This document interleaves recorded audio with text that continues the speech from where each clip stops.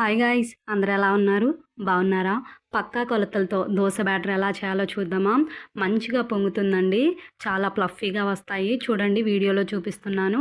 పిండి మంచిగా పొంగింది కదా! సో, ఇంత పర్ఫెక్ట్‌గా ఎలా చేయాలి అనేది చూపిస్తాను. ముందుగా welcome back to our channel Janu vlogs. ఇలా 2 కప్పుల బియ్యం తీసుకుంటున్నానండి నేను. 1/4 కప్పు మినపగుండ్లు తీసుకొని మంచిగా వాష్ చేసి ఒక 6 అవర్స్ కంపల్సరీగా సోక్ చేయాలి. దాన్ని మంచిగా రుబ్బుకుందామండి.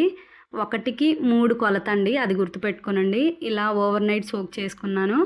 పిండి స్టార్టింగ్‌లో చూపించాను కదండీ! ఇంకా నాకు కావాల్సినంత పిండి తీసుకొని ఇలా నేను దోసలో ఇలా స్ప్రెడ్ చేసుకొని నేను దానిపైన నెయ్యి వేస్తున్నానండి. మా బాబు కోసం కాబట్టి నేను గీ దోస వేస్తున్నాను.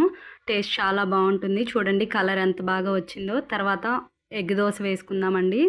ఇలా ఫస్ట్ అయితే ఆయిల్ స్ప్రెడ్ చేయాలి. ఎందుకంటే ఎగ్ కొట్టి వేసిన తర్వాత ఆయిల్ అనేది కింద వరకు వెళ్ళదు. సో, అందుకని ఫస్ట్ ఆయిల్ వేసుకుని తర్వాత ఎగ్ని స్ప్రెడ్ చేసుకొని ఉప్పు, కారం యాడ్ చేసుకుందాము.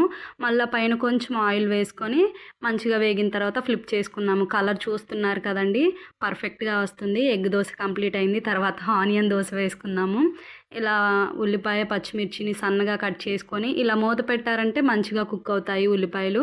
సో, ఇది ఆనియన్ దోశ అండి. చూడండి కలర్ కూడా పర్ఫెక్ట్గా వచ్చింది కదా! టేస్ట్ కూడా చాలా బాగుంటుందండి. మంచిగా పొంగేలా వస్తాయి. 1కి 3 అండి కొలత, అది కంపల్సరీగా గుర్తుపెట్టుకోనండి.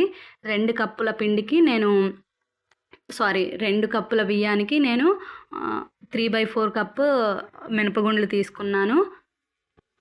సో, ఇలా ట్రై చేయండి. పర్ఫెక్ట్‌గా వస్తాయి దోసలు. టేస్ట్ కూడా చాలా చాలా బాగుంటుంది. హోటల్లో అయితే కొంచెం షుగర్ యాడ్ చేస్తారండి పిండిలో. నేను అలా ఏమీ యాడ్ చేయలేదు. అలా యాడ్ చేయకపోయినా చూడండి మంచి కలర్ వచ్చాయి. పైన క్రిస్పీగా, లోపల సాఫ్ట్‌గా చాలా చాలా బాగుంటాయి.